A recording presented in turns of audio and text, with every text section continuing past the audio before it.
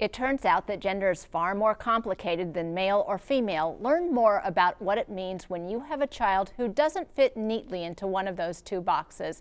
Next on Speak Your Mind.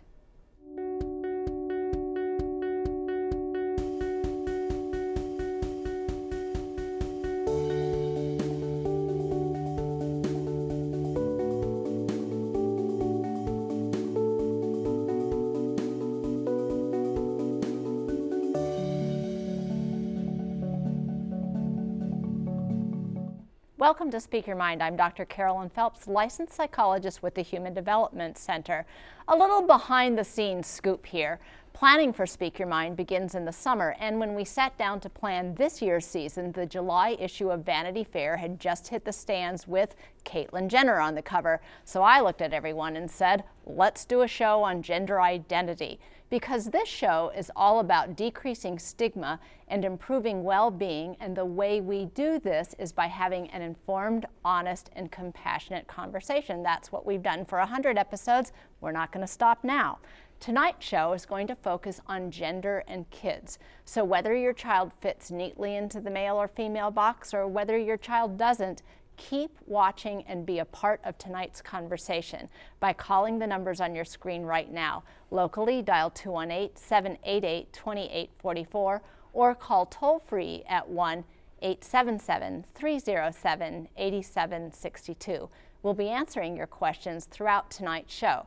Joining me is Dr. Diane Berg, coordinator of the Child and Adolescent Services Program at the University of Minnesota's Program in Human Sexuality. She specializes in working with gender-expansive children and youth.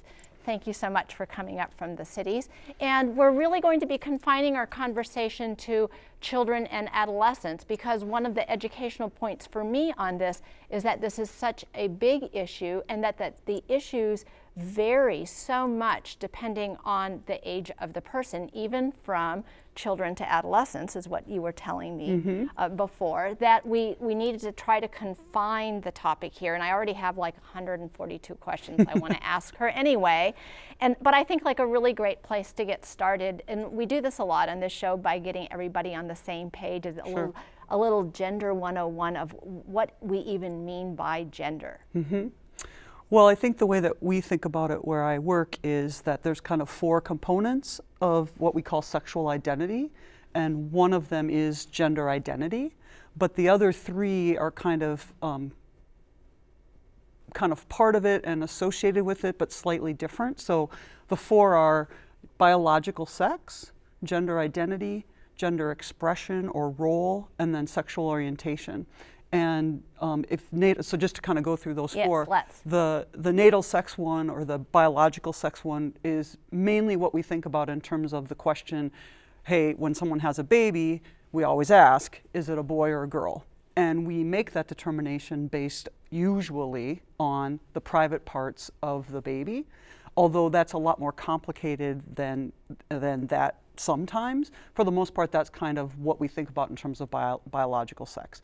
The next one is... We sort of refer to that as assigned gender. Then. Yes, and then based on what the doctors or the parents kind of say, oh, it's a penis and testicles, so we'll assign boy, vagina and clitoris will assign girl, and then, so we assign gender, and then all of the cultural messages and assumptions that go along with that assignment begin to influence how that person, operates. And then as they get older, they begin to be able to tell us about how they actually think and feel about themselves, which is about gender identity. So for some people that matches the assignment that was given to them, and for some people it doesn't. And so you said, like, as children get older, they're able to tell us. At what age do they start telling us, and can they start telling us? Well, there's a lot of controversy about that, because the ways that children tell us things is often through their behaviors, and it's through their developmental lens. And so I often think that we get a ton of information about gender expression from children based on the cultural norms of what people think a boy should do and a girl should do. And we all know those rules. I mean, you can ask every little kid whether they believe in those rules or not. They know what they are. That's part of what I work with when I work with kids every day. And so they're telling us a little bit about themselves by whether or not they conform to those rules. But the research kind of shows that it isn't, they aren't able to be super clear, and this is just the research, until puberty sets in and they can really kind of identify whether their body matches how they think and feel about themselves as they develop the adult body. So some kids are able to know it at 3 or 4, other ones are less clear about it, but usually by adolescence it's much more clear, and that's why there's a difference between how we think about children and how we think about adolescents. Now, you know, when I said at the beginning of the show, I referenced the 2 boxes that we're all used to on the questionnaires, or just in any time, you know, was this a man or a woman who's coming in, you know, to see me? And we often don't have other boxes. And I think now we're beginning to get this broader sense, you know, whether the popular media does a fair job or not a fair job, it is at least introducing the word transgender into the vocabulary. So now I think that there are a lot of people who think that there are 3 boxes out there. But I know you use terms like gender expansive, gender creative, which I really like that one. That's I a like, nice one. that appeals to maybe the creative person in me. But you know, I think that there are people maybe in the audience right now who, in their viewing audience, who are saying like, well, how many boxes are there? And what is your answer to that? I think what we would say where I work is that there's as many boxes as there are people who define themselves in whatever way they define themselves. So we think about gender identity and gender expression both on a spectrum that, you know, that goes from like the bluest of blue boys to the pinkest of pink girls, and it's fine to land there, and it's also fine to be anywhere in the middle, both in terms of how you identify, how you think and feel about yourself, as well as how you express that in terms of the cultural norms. And so that's kind of, we think about everything as more on a spectrum than in this binary, it's this or it's this. And we kind of think that that gender binary isn't necessarily great for anyone. It really limits people's potential. And so even though maybe trans-identified youth can really be helped a lot by that binary or by that non-binary look, it's really a good idea for everybody. And then if you do identify on the binary, there's a place for you. It's just on the end. So it's an all-inclusive way of conceptualizing people's gender identity. Then.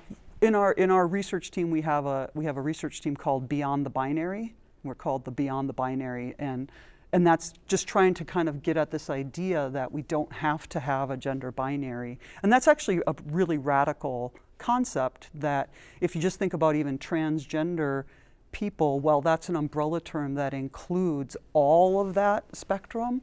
Most people think about transgender as related to transsexuals. So people who jump from one box, well, they don't jump. I mean, they do a lengthy, but who go from one box to the other box. That's what Caitlyn Jenner kind of did, and that's a very small percentage of people who identify as transgender. And so we just want there to be room for everybody. And so really that word, what you were saying, and I think like part of this too is that I feel like as a culture we need to learn, we're learning a whole new language here. Yes. And that is, it's not just sort of conceptually of how do I think about myself, how do I think about other people, how do other people think about themselves, enter my own definition of that. But even the language, it's like, well, I don't even know what words I'm supposed to be using here, and I don't want to offend people. And sometimes it feels like it's hard for me to remember which pronouns to use. And language is really powerful. And if you look at the terms that are coming out that younger adolescents and older children are using to describe themselves, there's just a kind of explosion of non-binary terms that I can't even, I mean, they're just coming out all the time. And so language is really powerful, and because of that, we really need to develop better language. So for instance, one thing that I really struggle with is when I'm talking about bodies, I don't want to really say boy bodies and girl bodies, but I want to make the distinction that your body isn't what makes you a girl or a boy. And so I'm really trying to figure out what's the language. Would I say, you know, bodies with penis and testicles and bodies with a clitoris and vagina, and that's a little bit cumbersome. And when you're working with a 7-year-old, parents might not be too happy about that. But that's really much more accurate, because what we know in terms of the gender world, bodies don't define how we think and feel about ourselves. So when we say boy body, that's even still linking that to that. And what kids will do is they'll come in and say, I must not be a real boy. That's kind of how they talk about it. You know, I think and feel like a girl, but I must not be a real girl because I don't have the body. And then you can begin to see how self-esteem just begins to become attached to that, right? Right. And so here's a question that's really asking about, well, what percentage of people kind of don't fall into the male or female box? Yeah. There's no answers to that. There's the prevalence, and certainly there isn't answers to that in terms of children and adolescents. There have been prevalent studies done in adults, and I won't speak to that, but they're very difficult to do, because how do you identify? So even the prevalent studies that we have, it's on adults who have shown up at a gender clinic, you know, and that's a very small percentage of the adults that we have. What we know is that in terms of gender expression, that part of identity, everybody's all over the place. In terms of gender identity, we don't really know. Now, let's talk a little bit, because if we don't want to pathologize different gender identities, right? We don't want to say like that's an illness, or you're different and different is bad. Right. And yet you have a clinic where people are coming into you. So let's talk a little bit about that, because that's really, those two things kind of don't go tricky. together. Yeah, right? it's really tricky. So right now there's a huge movement about whether there has been for a long time, about whether there even should be a diagnosis for this, whether certainly there should be a diagnosis in childhood or adolescence. So there's a huge controversy about that.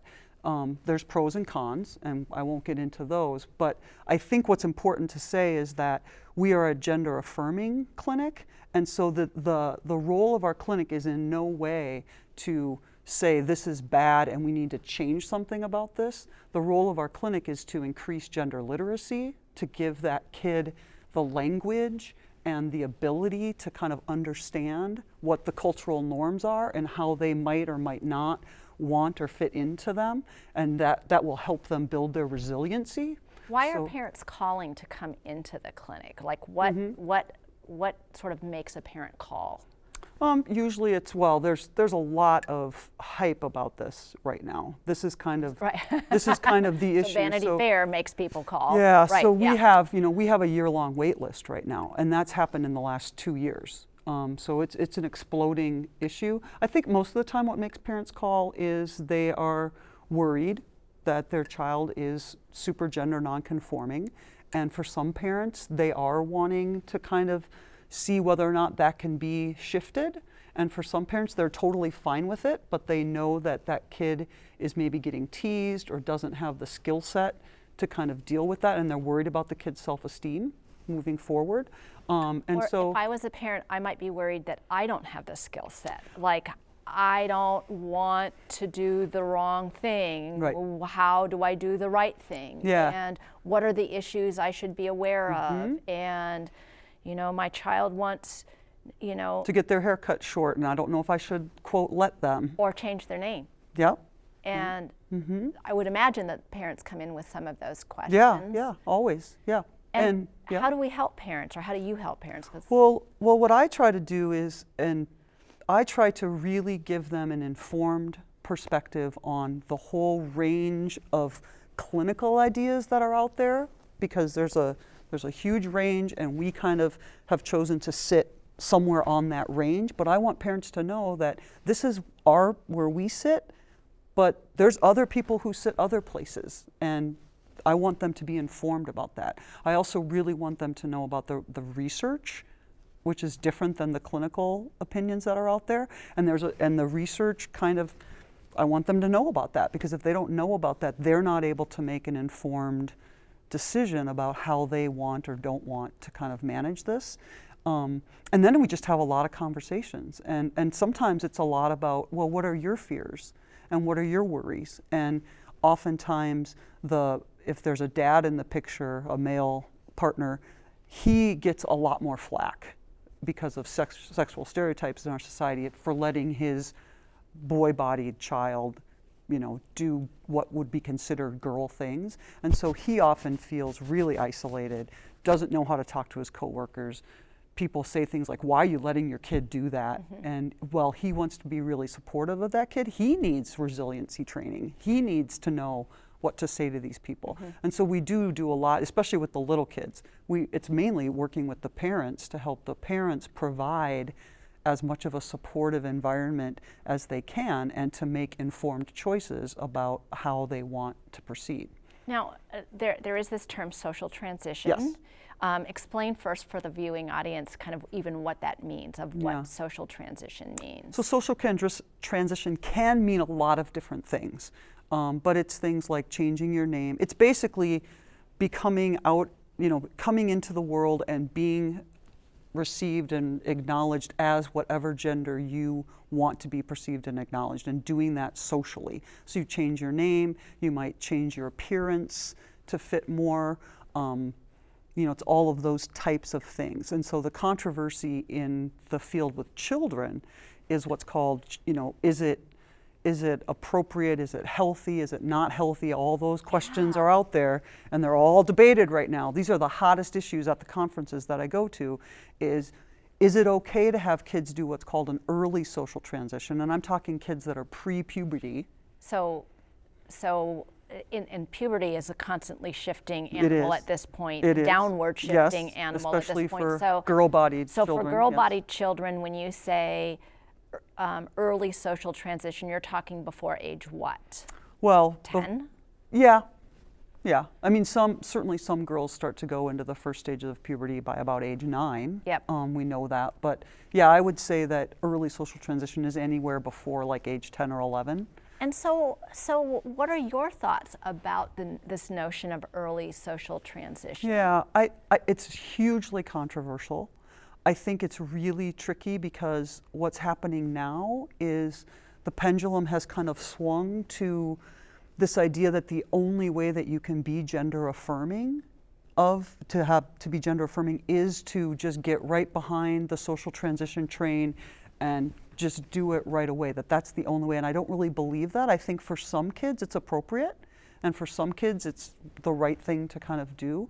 I think for other kids, the wait and watch kind of method is probably better, but ultimately it's the parents and the kid that kind of decide that. And so what I do is just kind of try to help them have an informed discussion between each other, if there's two parents, and kind of with the kid, so that everybody's on the same page and everybody has the knowledge that they need to do that. How do you convince somebody to slow down the train? And I'm sorry, and I should say that you also can do what's called, it's come to be known as a partial social transition. So sometimes people will try it out, like they'll have the kid go in their preferred gender to a summer camp for a week and just see what that feels like. And so they get to try on that identity and try on and see what that's like. But then at ski camp, they're not doing that.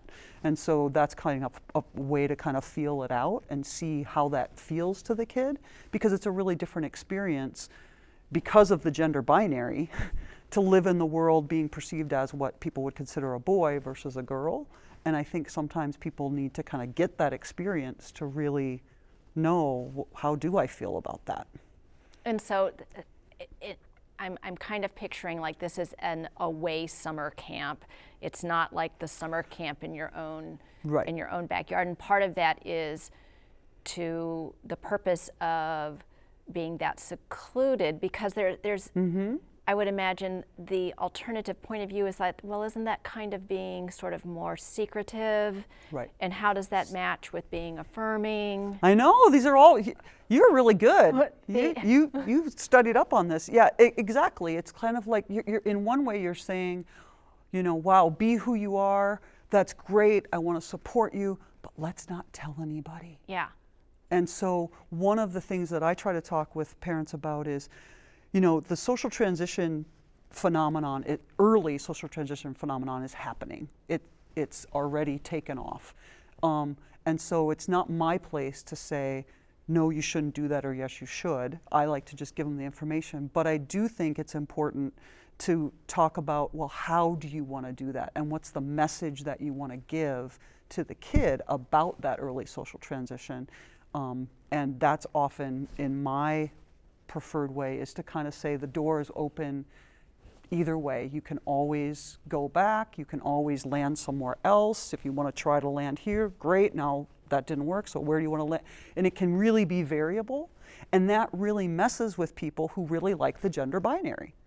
And it all goes back to the gender binary, Carolyn. Yeah, it does, because, and I think, like, I know my generation, it's like, right. we are just entrenched in the right. binary. And so it's like, okay, I'm okay with you being one or the other. I'm okay with you even jumping boxes, right. as you said.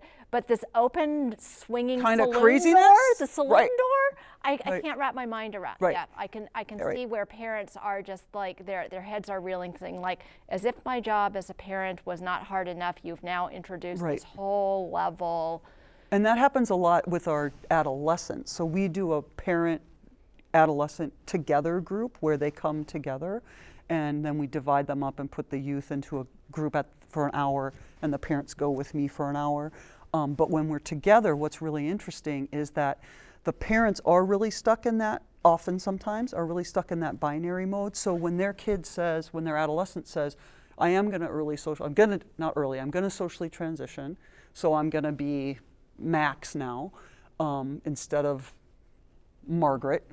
And the mom is like, great. And so in her mind, she's like, okay, to be Max means da da da da da da da da da da da da. So are we going to get your hair cut? And what are we going to do? And then Max says something like, well, I'm really kind of thinking about wanting to kind of wear like a dress to something.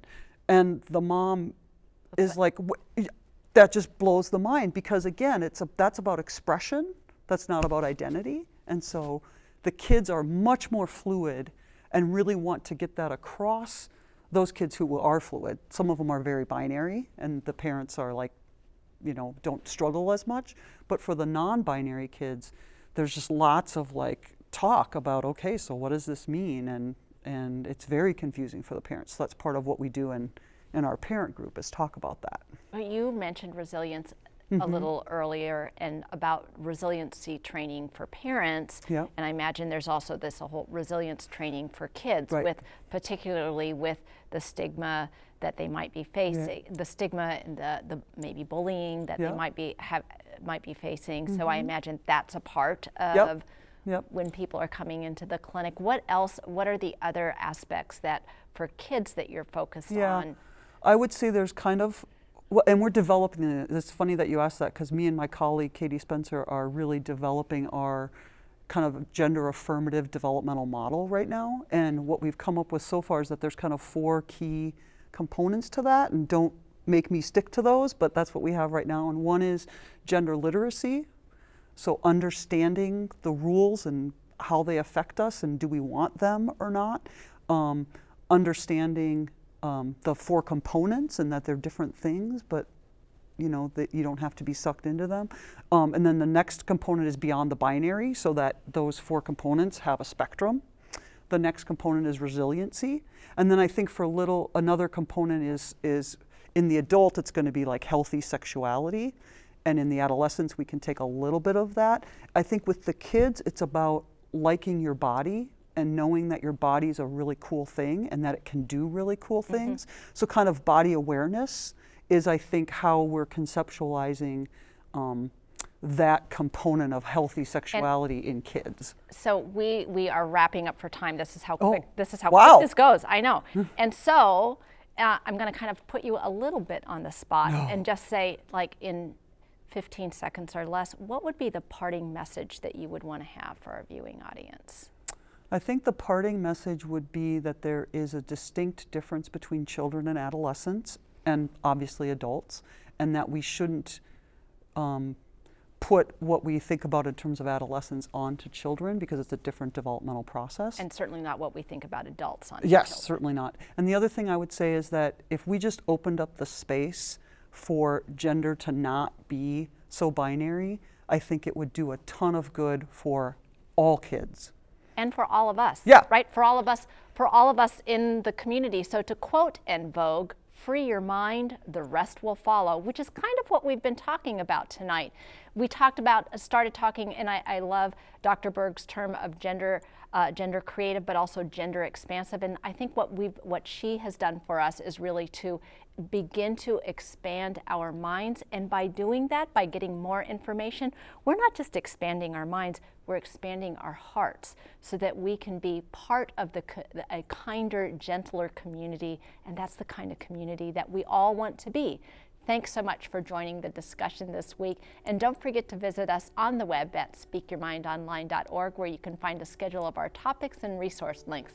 We'll be off for the next 2 weeks for Christmas and New Year's, and we hope that you enjoy that time with your friends and family.